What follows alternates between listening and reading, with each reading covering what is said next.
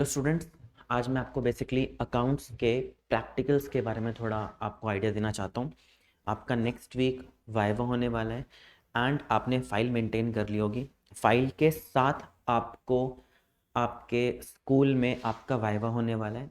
जो फाइल आपकी होगी वो 12 मार्क्स की एंड साथ में आपका जो वाइवा होने वाला है वो 8 मार्क्स का रहा हूँ। और मेनली आपका सब कुछ डिपेंड है आपके वाइवा पे, किस अकॉर्डिंग आप अपना वाइवा अटेम्प्ट करते हैं, किस तरीके से जो आपके एग्जामिनर्स आने वाले हैं, जो आपसे क्वेश्चन पुट आउट करने वाले हैं, आप कितने आंसर्स ठीक करते हैं, उस बेसिस पे आपको आपके मार्क्स प्रोवाइड किए जाएंगे। तो अकाउंट्स के वाइवा में सबसे इंपॉर्टेंट है आपको थर्ड बुक प्रॉपर कवर करके चलनी है। थर्ड बुक के सारे चैप्टर्स बहुत अच्छे तरीके से रीड करने हैं। तो मैं आपको मेनली थर्ड बुक में जो सबसे ज़्यादा इम्पॉर्टेंट टॉपिक्स है वो आपको समझाना चाहता हूँ। सबसे इम्पॉर्टेंट टॉपिक क्या है थर्ड बुक में? पहला चैप्टर हमारे पास क्या है? Analysis financial statement. Financial statement को एनालाइज करना है। एनालाइज का मतलब क्या होता है? अगर आपसे सामने वाला पूछ ले एग्जामिनर की एनालिसिस क्या है, तो आप बताओगे हम अपनी कंपनी को बेसिकली चेक करना चाहते हैं कि हमने कितना प्रॉफिट अर्न किया, कितना लॉस हुआ। अपनी कंपनी को एनालाइज करना, वो आपके लिए analysis of financial statement. Financial statement क्या होती है? तो आपकी बैलेंस शीट अच्छे से लर्न करनी है आपको, एंड दूसरा आपका statement of P and L अच्छे से लर्न करना है। उसमें कोई भी आपसे हेड सब हेड के क्वेश्चन आपसे पूछे जा सकते हैं कि कौन सा पॉइंट किसका हेड है और किसका सब हेड है। फर्स्ट चैप्टर में आपसे मेनली ये पूछा जाएगा। फिर आपका सेकंड क्वेश्चन आ सकता है कि टूल्स ऑफ एनालिसिस हमारे पास क्या क्या है। तो टोटल 4 टूल्स हैं एनालाइज करने के। ये मैंने आपको बताया। एनालिसिस करना किसे है? तो आपकी फाइनेंशियल स्टेटमेंट को, जिसमें दो चीजें मैंने आपको क्लियरली बताई। पहला बैलेंस शीट एंड सेकंड आपके लिए क्या है? Income statement. फिर एनालाइज करने के क्या 4 टूल्स हैं, तो आपसे पूछा जा सकता है क्वेश्चन वाइवा में। पहला comparative statement, second common size, third ratios analysis and fourth है आपका कैश फ्लो स्टेटमेंट। फिर आपसे अगला क्वेश्चन हो सकता है कि इसी में कंपैरेटिव और कॉमन साइज में आपसे पूछा जाए कि इसमें क्या करना है। तो कंपैरेटिव होता है कि आपको एक अपने डाटा को किसी अनदर कंपनी के डाटा या प्रीवियस ईयर के डेटा के साथ कंपैरिजन करने को हम कंपैरेटिव बोलते हैं। अपने डेटा को प्रीवियस ईयर के डेटा के साथ या किसी अनदर कंपनी के डेटा के साथ एनालाइज करना आपका कंपैरेटिव है। ये क्वेश्चन आपसे पूछा जा सकता है। कंपैरेटिव के लिए 2 डेटा होना कंपलसरी है। कंपैरेटिव स्टडी जो की जाती है वो बेसिकली कंपैरेटिव हम किस अकॉर्डिंग करते हैं? हम करते हैं हॉरिजॉन्टल एनालिसिस। 1 मार्कर क्वेश्चन भी आ जाता है और वाइवा में भी पूछा जा सकता है कि आपका जो ये है कंपैरेटिव स्टडी है, कंपैरेटिव स्टेटमेंट है, वो एक हॉरिजॉन्टल एनालिसिस होती है। सेकंड आपको मैंने बताया कॉमन साइज। कॉमन साइज होता है अपने ही डेटा को कंपेयर करना। किसके साथ? अपनी अगर हम बैलेंस शीट की बात करें तो बैलेंस शीट के टोटल के साथ चेक करना, या अगर हम बात करें इनकम स्टेटमेंट तो रेवेन्यू फ्रॉम ऑपरेशन में यहां पर वर्टिकल एनालिसिस की जाती है। और यहां पर सिंगल आपको वर्टिकल एक ही डाटा चाहिए, आपको 2 डेटा की नीड नहीं है, और ये वर्टिकल एनालिसिस होती है, याद रखना। फिर इसमें पूछा जा सकता है आपके फाइनेंशियल स्टेटमेंट के एनालिसिस क्या है, आपके लिमिटेशंस क्या है, एडवांटेज क्या है, वो प्लीज़ एक बार रीड करके जाना। कुछ भी आपसे पूछ सकते हैं। लिमिटेशंस पूछी जा सकती है, एडवांटेज पूछा जा सकता है आपसे। उसके बाद आपसे पूछा जा सकता है थर्ड बुक में और क्या पूछा जाएगा, तो इसमें आपको मिल सकता है सेकंड इंटर एनालिसिस क्या होता है और इंट्रा एनालिसिस क्या होता है। इंटर एनालिसिस अपनी कंपनी को किसी अनदर कंपनी के साथ कंपेयर करना, और इंट्रा एनालिसिस अपनी कंपनी के डेटा को प्रीवियस ईयर के डेटा के साथ कंपेयर करना। मतलब इंटरनली कंपनी में कंपैरिजन को हम इंट्रा एनालिसिस बोलते हैं। फिर आपको मेनली जो चैप्टर लर्न करके चलना है बहुत अच्छे से, वो है cash flow statement. Third book ज्यादा फोकस की जाती है वाइवा के पॉइंट ऑफ व्यू से। थर्ड बुक को ज्यादा टारगेट करना है, याद रखना। कैश फ्लो स्टेटमेंट में आपको पूछ लेंगे आपसे कैश फ्लो स्टेटमेंट में आपको क्या करना है, तो आपको मेनली आपको पता ही है कैश को हम एनालाइज कर रहे हैं, कितना पैसा आ रहा है, कितना पैसा जा रहा है। हमें तीनों एक्टिविटीज के बारे में अच्छे से लर्न करके जाना है। Operating activities, investing activities, and third है आपके पास फाइनेंशियल एक्टिविटीज। इन्वेस्टिंग में क्या होता है, एसेट परचेज करना और एसेट को सोल्ड करना, उनसे कितना पैसा आ रहा है और जा रहा है वो आपको यहाँ बताना है। सेकंड, फाइनेंशियल एक्टिविटीज में क्या आएगा, पैसा उधार लेना और उनको रिफंड करना, मेनली शेयर इशू करना, डिवेंचर्स इशू करना, बैंक से लोन लेना, पब्लिक डिपॉजिट इशू करना, बॉन्ड्स इशू करना, interest paid on debentures, dividend paid on debentures. खासकर इसमें आपको इंटरेस्ट अच्छे से ध्यान रखना है, डिविडेंड आप कितना पेड करते हो इसके बारे में बताना है। इसमें भी आपके दो डिविडेंड आपको ध्यान रखने हैं, इंटरिम और propose dividend. Interim dividend current year में अनाउंस करना, करंट ईयर में पे करना। प्रपोज डिविडेंड लास्ट ईयर जो अनाउंस किया गया था वो इस साल पेड करना। तो आपको डिविडेंड के बारे में अच्छी नॉलेज होनी चाहिए। ये याद रखना, कैश फ्लो स्टेटमेंट का जब क्वेश्चन आपसे पुट आउट किया जाएगा तो कोई भी ट्रांजैक्शन आपसे पूछी जा सकती है, इससे इनफ्लो होगा, आउटफ्लो होगा या नो फ्लो ऑफ कैश होगा।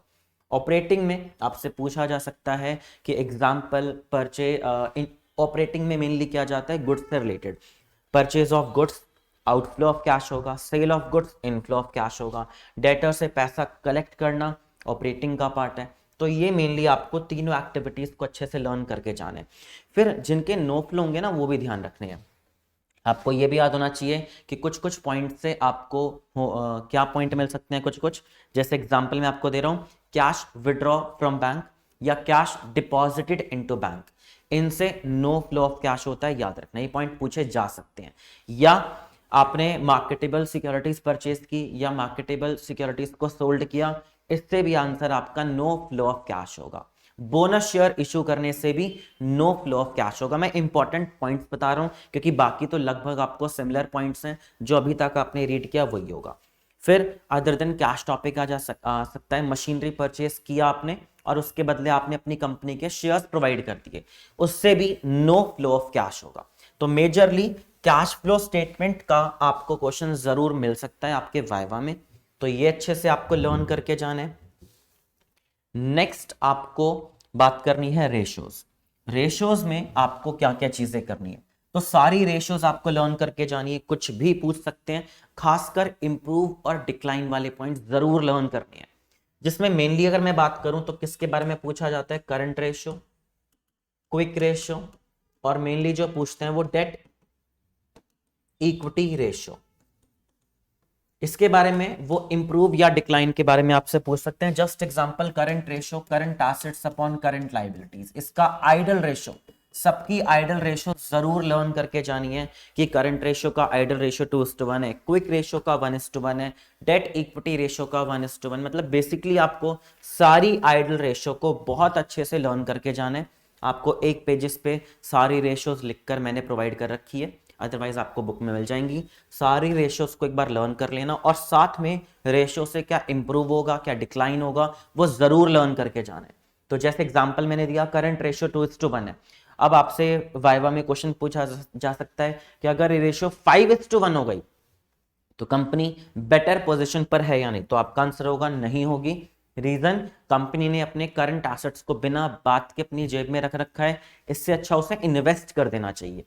फिर इसमें करंट रेशियो में एक और पॉइंट आ जाता है कि इन्वेंट्रीज के अंदर लूज टूल्स और स्पेयर पार्ट्स होते हैं, जिसे याद रखना, eight the time of current ratio निकालते टाइम लूज टूल्स और स्पेयर पार्ट्स को हम करंट रेशियो में इंक्लूड नहीं करने वाले।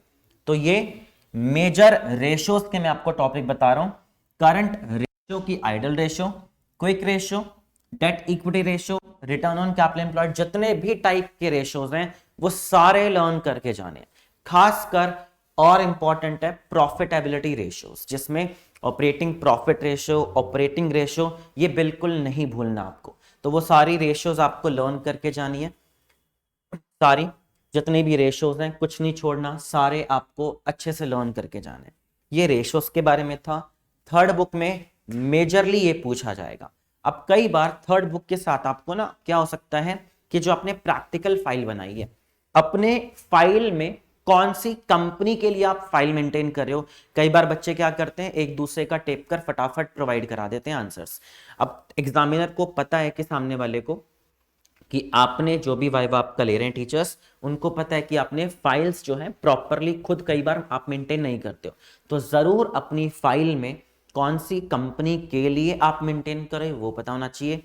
करंट ईयर में वो कंपनी प्रॉफिट में चल रही है, लॉसेस में चल रही है, उनके रेट ऑफ रिटर्न क्या है, रेट ऑफ इंटरेस्ट क्या है, वो सब चीज़ें क्लैरिफिकेशन आपको लर्न करके जाना है। मतलब करंट टाइम पर वो प्रॉफिट कमा रही है या लॉसेस हो रहा है, ये आपको लर्न करके जाना ही जाना है। ये इंपॉर्टेंट पॉइंट्स हैं, याद रखना। अपने फाइल के डेटा को एक बार जरूर पढ़ लेना, और आपने जो भी चार्ट्स बनाए हैं, पाई चार्ट या ग्राफ्स, उनको एक बार चेक कर लेना कि आपने किस तरीके से मेंटेन किया है। कई बार टीचर्स आपके सामने से ये भी बोल सकता है कि फटाफट हमें पाई चार्ट बनाकर दिखाओ जो भी आपकी कंपनी का था। तो आपने अगर बनाना नहीं सीखा है तो प्लीज़ एक बार चेक कर लेना, मेरे पास आ जाना अगर कोई प्रॉब्लम रहे तो किस तरीके से वो मेंटेन किया गया होगा। तो ये आपकी थर्ड बुक के मेजर टॉपिक्स हैं। इसके बाद कई बार टीचर्स, अब स्टार्टिंग के रोल नंबर से कोशिश किया जाता है कि थर्ड बुक के ही क्वेश्चन पूछे जाए, लेकिन धीरे धीरे एज अ टीचर्स बहुत सारे क्वेश्चन स्टार्टिंग के बच्चों से पुट आउट कर लेते हैं, तो धीरे धीरे अकाउंट्स के टीचर हैं वो आपसे सेकंड बुक पे भी आ सकते हैं। सेकंड बुक में आपको सबसे इंपॉर्टेंट शेयर्स के बारे में, शेयर्स आपको याद रखने हैं। Authorised capital, issued capital, preference share capital क्या होता है, इक्विटी शेयर कैपिटल क्या होता है, और इंपॉर्टेंट आपको याद रखना है कि capital reserve and reserve capital में क्या डिफरेंस होता है। मैं आपको कई बार लर्न करा चुका हूं कि कैपिटल रिजर्व और रिजर्व कैपिटल क्या होता है।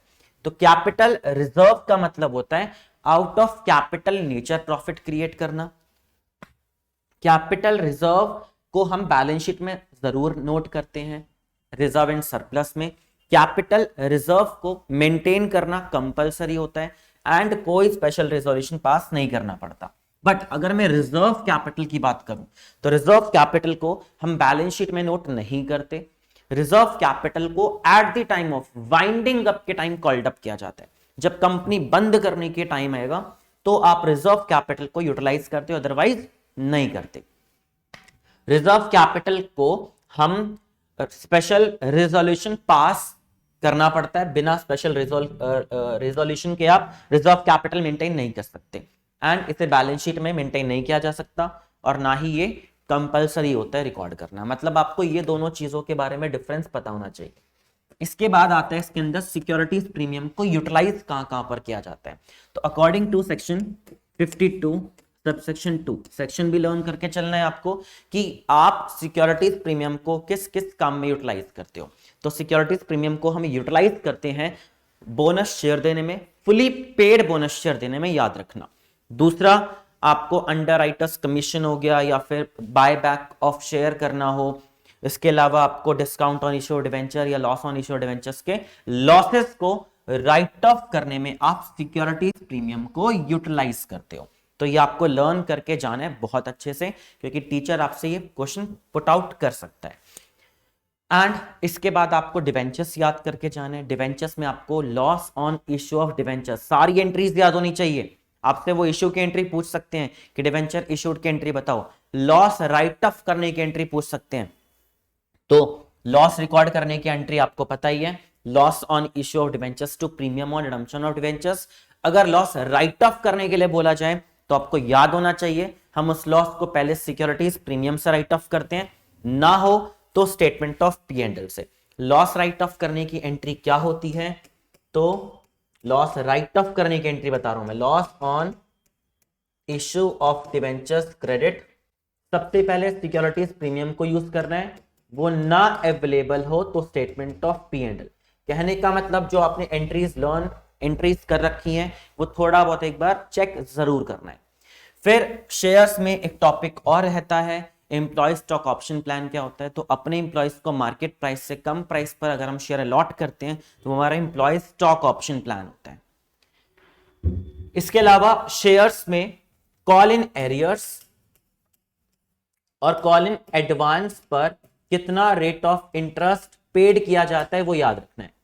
कॉल इन एरियर्स पर आपको 10% पर एनम इंटरेस्ट मिलता है, companies act 2013, and call in advance पर 12% पर एनम आपको कॉल इन एडवांस पर 12% पर एनम इंटरेस्ट पेड करना पड़ता है, कंपनीज एक्ट 2013। तो शेयर्स में मेजर मैंने आपको टॉपिक्स बता दिए, authorised capital, issued capital, subscribed capital, फिर सिक्योरिटीज प्रीमियम का यूटिलाइजेशन। इसके अलावा आपसे क्या पूछा जा सकता है, कैपिटल रिजर्व और रिजर्व कैपिटल में डिफरेंस, ये मेजर क्वेश्चंस हैं 1 मार्क। और साथ में ये भी पूछ सकते हैं call in arrears and call in advance पे कितना इंटरेस्ट देना होता है। इंटरेस्ट देना ज्यादा होता है और लेना कम होता है। देना मतलब कॉल इन एडवांस पे 12 और जब लेने की बारी आए तो सिर्फ 10% पर एनम आपको मिलेगा। ये शेयर और डिवेंचर्स आपको लर्न करके जाना है बहुत अच्छे तरीके से। फिर बच्चे कुछ बच्चों से या जो भी उनके, अब आप हो सकता है कि वो फर्स्ट बुक पे भी आ सकते हैं, तो पार्टनरशिप में क्या क्या करना है। पार्टनरशिप में आपको लर्न करके जाना है सबसे पहले गुडविल का हमने पढ़ा है पार्टनरशिप में गुडविल के बारे में। गुडविल में आपको याद होगा सबसे इंपॉर्टेंट है कि कौन से गुडविल को बुक्स में रिकॉर्ड किया जाता है, तो आपको याद रखना है एज पर अकाउंटिंग स्टैंडर्ड 26 हम सिर्फ और सिर्फ सेल्फ जनरेटेड गुडविल को, sorry, as per accounting standard 26 हम कभी भी सेल्फ जनरेटेड गुडविल को बुक्स में रिकॉर्ड नहीं करते। ऑलवेज परचेज्ड गुडविल को बुक्स में रिकॉर्ड किया जाता है as per accounting standard 26। Purchased goodwill को आपको बुक्स में रिकॉर्ड करना है, तो ये आपको लर्न करके जाना है। फिर ट्रीटमेंट ऑफ गुडविल, कि अगर कोई पार्टनर गुडविल का पैसा ला रहा है at the time of admission, उसकी entry cash to premium for goodwill. नहीं लेकर आया, सीधा उसको करंट अकाउंट डेबिट करना है टू सैक्रिफाइसिंग पार्टनर। मतलब आपसे पूछा जा सकता है कि eight the time of admission जब कोई नया पार्टनर गुडविल का पैसा लेकर आता है तो कौन सी रेशियो में डिस्ट्रीब्यूट करते हैं, कौन सी रेशियो में जी, सैक्रिफाइसिंग रेशियो में। रिटायरमेंट और डेथ में गेनिंग रेशियो में, ठीक है, गेनिंग रेशियो से लेकर हम जो पार्टनर गया उनको पे करते हैं। डिसोल्यूशन में बहुत अच्छे से पॉइंट्स याद रखने हैं, dissolution of partnership and dissolution of firm में क्या डिफरेंस होता है। डिसोल्यूशन ऑफ पार्टनरशिप में क्या है, पार्टनर्स डिसॉल्व, पार्टनरशिप डिसॉल्व हो रही है, change in PSR, admission, retirement, ये डिसोल्यूशन ऑफ पार्टनरशिप होती है। एंड डिसोल्यूशन ऑफ फर्म होती है फर्म बंद करना। फर्म बंद करने की सिचुएशन आपको पता होनी चाहिए, फर्म बहुत ज्यादा लॉसेस में चल रही हो तो हम फर्म को बंद करते हैं, या पार्टनर्स चाहते हैं कि नहीं अब हम अपना अपना काम स्टार्ट करें तो वो पूरी पार्टनरशिप एंड करते हैं, फर्म बंद करके नए नए कामों में घुस जाते हैं तो पुराने काम को बंद कर देते हैं। तो पार्टनरशिप में सारी चीज आपको लर्न करके जानी है। मैंने आपको लगभग सारे चैप्टर्स बता दिए हैं कि तीनों बुक्स में से क्या पूछा जाएगा। मेजरली याद रखना, थर्ड बुक ज्यादा इंपॉर्टेंट है, थर्ड बुक, उसके बाद सेकेंड बुक, उसके बाद फर्स्ट बुक। थर्ड बुक को थोड़ा ज्यादा प्रिपेयर करके चलना। इसके अलावा मैंने बता दिया प्रैक्टिकल जो आपने फाइल मेंटेन की है, फाइल में क्या क्या चार्ट्स बनाए हैं, क्या क्या आपने ग्राफ्स बनाए हैं, फाइल में कौन कौन सी रेशियोज कैलकुलेट की हैं, सारी आपको पता होनी चाहिए। नंबर नहीं पता होनी चाहिए, लेकिन ये पता होना चाहिए कि आपने अपनी फाइल में प्रॉफिट है या लॉस है, कैश का इनफ्लो या हुआ या आउटफ्लो हुआ, ये नॉलेज जरूर होनी चाहिए। तो प्रॉपरली आपको आंसर्स देने हैं अपने टीचर के सामने, प्रॉपर आंसर होने चाहिए सारी चीज़ों के, बड़े आराम से ये सारी इंफॉर्मेशन के साथ आपको 20 मार्क्स मिल जाएंगे। 20 मार्क्स का वाइवा आराम से, फाइल के साथ आपका वाइवा बहुत अच्छा जाएगा तो आपको ये 20 मार्क्स मिल जाएंगे। और जितने क्वेश्चन मैंने आपको बताए हैं 99% आपको यही मिलेगा।